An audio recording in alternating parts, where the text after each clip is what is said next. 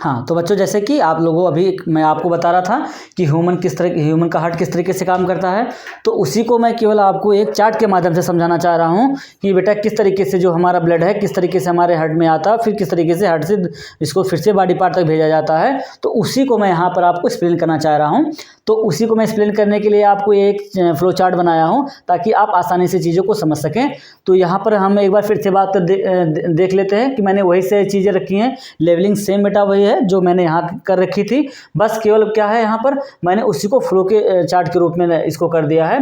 जैसे मैंने यहाँ एक ओपनिंग दिखाया था जो कि मैंने बोला था कि वेना केवा है, अपर बॉडी पार्ट से ब्लड को कलेक्ट करेगा, और ये नीचे वाला जो है ये भी एक वेना केवा है जो लोअर बॉडी पार्ट से ब्लड को कलेक्ट करता है। तो ये दोनों चीज़ें मैंने यहाँ पर आपको एज इट इज ऐसे रख दी हैं ताकि आपको समझने में आसानी हो।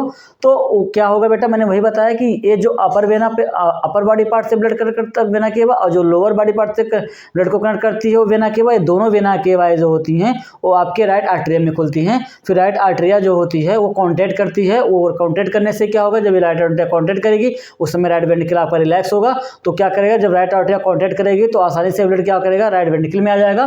फिर राइट वेंट्रिकल कॉन्ट्रैक्ट करेगी, तो राइट वेंट्रिकल कॉन्ट्रैक्ट जब करती है तो वो अपना ब्लड जो होता है वो पल्मोनरी आर्टरी में भेजती है। एक चीज़ मैंने यहाँ आपको थोड़ा सा नहीं बताया था कि बेटा कि जब ये वेंट्रिकल आपका कॉन्ट्रैक्ट करेगी तो ये यहाँ पर आपको एक वाल दिख रहा होगा। ये वाल ये क्या करता है कि वाल का काम होता है बेटा कि ये चीज़ों को केवल एक ही डायरेक्शन में फॉलो करती है। तो क्या होगा, जब ये आपकी जो ये वाली वेंट्रिकल जब कॉन्ट्रैक्ट करेगी तो वो क्या करेगी, ये जो वाल होती है ये ऐसे क्लोज हो जाती हैं। अभी ऐसे है ना, ये ऐसे क्लोज हो जाएंगे। इससे क्या फ़ायदा होता है बेटा कि जब ये कॉन्ट्रैक्ट करेगी तो ऐसा ना हो कि इसका जो ब्लड है वेंट्रिकल का ब्लड फिर से आर्टरी में चला जाए। तो क्या करती है, इसको आसानी से क्लोज कर देती है। तो अब इससे क्या फ़ायदा हो जाएगा, जब ऐसे क्लोज कर देगी और साथ साथ में इसके पास ये मसल्स के फाइबर्स लगे होते हैं, ये फाइबर होते हैं।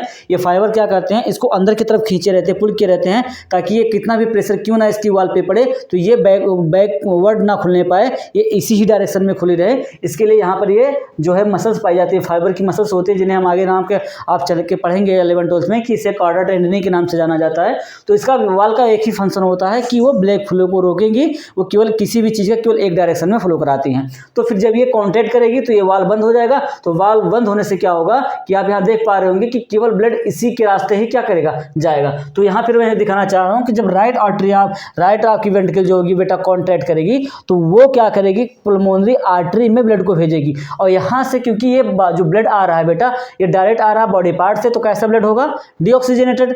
अब इसी डीऑक्सीजनेटेड ब्लड को हम सीधा आपके बॉडी पार्ट को फिर भेज नहीं सकते, वरना फिर क्या मतलब कि इसको हार्ट के पास लाया जाने का। तो इसके लिए क्या किया जाएगा, इस पल्मोनरी आर्टरी के थ्रू इसके लंग्स के पास भेजा जाएगा। लंग्स में क्या है, लंग्स की जो एल्वेलाइयाँ होती हैं वो क्या करती हैं, उनमें CO2 की मात्रा कम होती है, जो कि इस ब्लड में जो डीऑक्सीजनेटेड ब्लड में जो CO2 होता है उसके कंपेयर में जो लंग्स की एल्वेलाइयाँ होती हैं उनमें CO2 कम होता है, और वहाँ पर एल्वेलाइयों में ऑक्सीजन ज़्यादा होता है, और इस डीऑक्सीजनेटेड ब्लड में ऑक्सीजन की कमी होती है।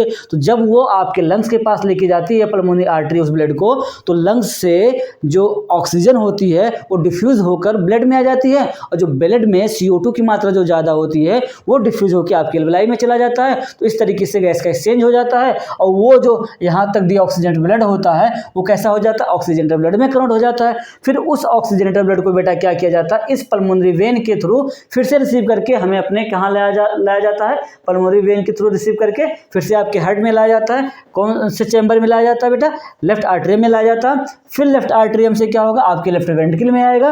फिर लेफ्ट वेंट्रिकल क्या करेगी, जोर का कॉन्ट्रैक्शन करेगी, क्योंकि अब इस वाले लेफ्ट वेंट्रिकल को ब्लड को पूरे बॉडी पार्ट में भेजना है, चाहे वो अपर रीजन हो चाहे वो लोअर रीजन हो। इसलिए क्या करना पड़ेगा, इसे स्ट्रॉन्ग कॉन्ट्रैक्शन करना पड़ेगा, जिससे इसमें जो रखा सारा ब्लड होगा वो सारा का सारा क्या करेगा, एरोटा के माध्यम से वो आपके बॉडी पार्ट तक क्या कर जाएगा बेटा, सर्कुलेट कर जाएगा, बॉडी पार्ट तक पूरा पहुंच जाएगा, सभी अंगों तक आपका ब्लड जो होगा वो सर्कुलेट कर जाएगा।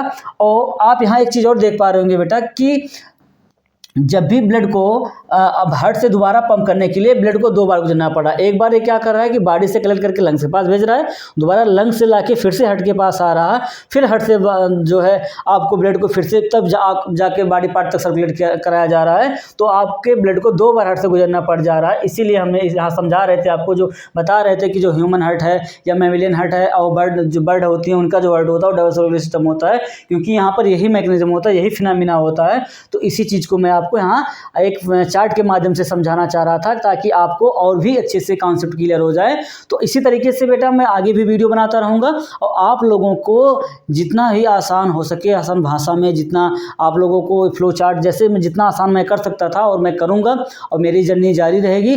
तो आप लोगों से आशा करता हूँ कि आप लोग जो है इस चैनल को प्यार करेंगे, सब्सक्राइब करेंगे, और इससे हमें भी थोड़ी मोटिवेशन होगी और मैं और अच्छी वीडियो आपको पहुंचाता रहूँगा। अभी भी मेरी यही जर्नी है, मेरा यही एक एम है कि बेटा आप लोगों को साइंस की चीज़ें जो है आसानी से समझाना है, एक एक पार्ट को एक एक जो है आर्गन के बारे में आपको एक्सप्लेन करना है, ताकि आप जब एग्ज़ाम में जाएं तो ये चीज़ें आपको इतनी आसान से रिकॉल हों कि आप अपने एम्स को आप अपना 100% दे के आएँ और आप जो है अच्छे मार्क स्कोर कर पाएँ।